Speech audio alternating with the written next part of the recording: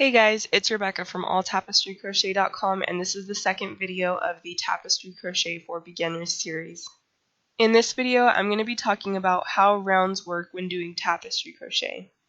In the last video, I mentioned that this series is geared towards people who already have some experience with crocheting, so I'm assuming that you all know the traditional method that you would use to move from round to round when working in the round.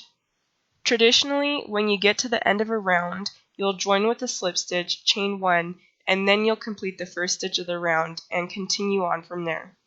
In tapestry crochet, it doesn't work that way.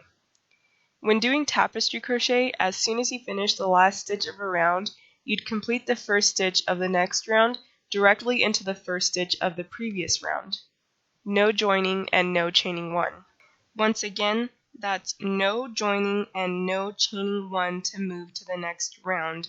Once you get done with one round, you do the first stitch of the next round directly into the first stitch of the previous round. If you're using a regular single crochet stitch, the first stitch of the second round will be a little bit to the right of the first stitch of the first round. With a modified single crochet stitch, the first stitch of the second round will be directly on top of the first stitch of the first round. That might be a little bit difficult to visualize, so let me give you a quick demonstration. Just to be thorough, I'll be giving examples for how this works with both the regular single crochet stitch and the modified single crochet. It works the same way for both, but it just looks a little bit different. What I have here is just a couple of rounds. The first round I actually would consider to be the foundation chain, and then starting at the black stitch right here is round 1. So that black stitch is the first stitch of the first round. As you can see, the round just goes all the way across, just like a normal round would, but now we're here at the end and I've just completed the last stitch. This stitch right here is the last stitch of round 1. And now I've switched to black so that the first stitch of round 2 will be a black stitch as well. So now once again, directly after completing the last stitch of the round, you're going to do the first stitch of the next round directly into the first stitch of the previous round. So I'm just going to go ahead and do the first stitch of the second round right into the black stitch, which is the first stitch of the first round. Just a regular single crochet stitch, no joining and no chaining 1. And that's it. That's how you move from round to round in tapestry crochet. You just do a single crochet stitch directly into the next one. Now I'm going to go ahead and I'm going to do a few more rounds so that you guys can kind of visualize how these stitches are diagonally slanted. So the first stitch of each round is going to be slightly to the right of the first stitch of the previous round. So this is how it'll look after several rounds. As you can see, each first stitch of the round sits a little bit to the right of the first stitch of the previous round, creating a diagonal slant. And this would become more noticeable the more rounds that you complete. So if you wanted to create a line that goes straight up and down with a regular single crochet stitch, you wouldn't be able to achieve that. The line is always going to have a diagonal slant. The good thing about a regular single crochet stitch is that it creates a nice smooth appearance to the texture of the fabric, and you'll be able to contrast that to how the modified single crochet stitch looks. So let's go ahead and get started with that example.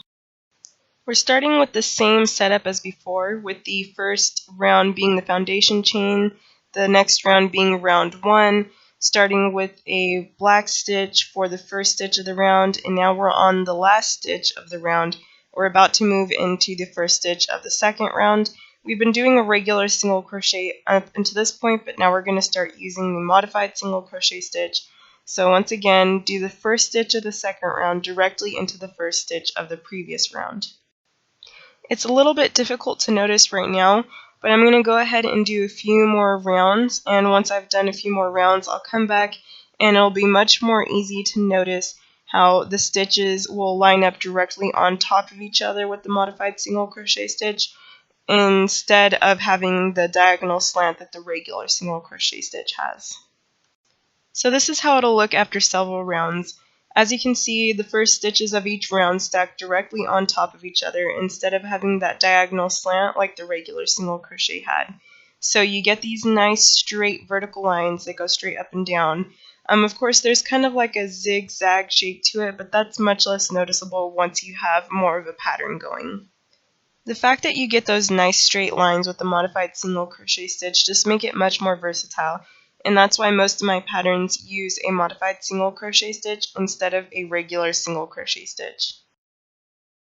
Now I know there are probably a lot of you out there who have been watching this video and have been wondering for a while now, what is a modified single crochet stitch? Basically, a modified single crochet stitch is a regular single crochet stitch with just two small modifications.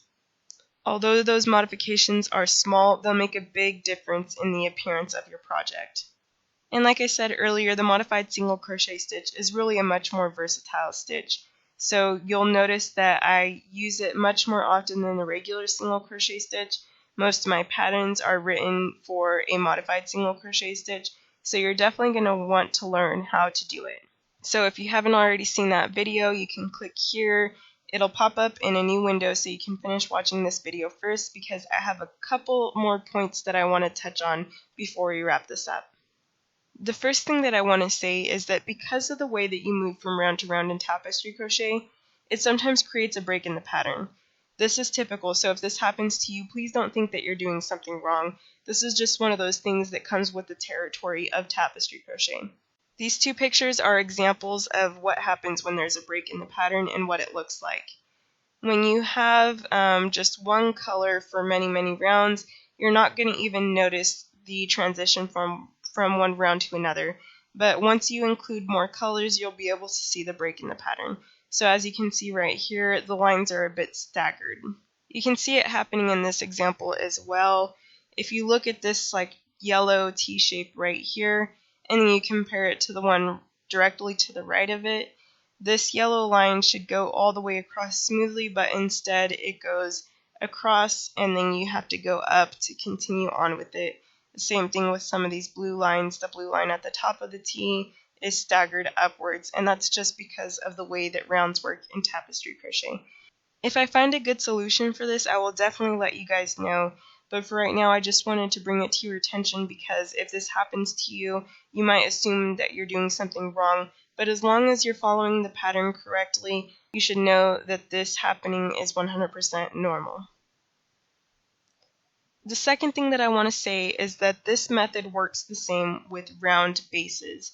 So if you've seen on Pinterest or on my Facebook page those round tapestry crochet bases with really nice designs, those bases are also done without joining and chaining one. In a later video, I'll go over the process of making one of those bases, but for now, the next video in the series is that video on how to do a modified single crochet stitch. So if you haven't seen it yet, click here to check it out. And for this video, that's pretty much it. If you guys have any further questions, comments, or suggestions, please feel free to leave them in the comment section below, or you can message me directly on the All Tapestry Crochet Facebook page. You could also look for answers in one of the many free tutorials on alltapestrycrochet.com. Best of luck to you all, and happy crocheting!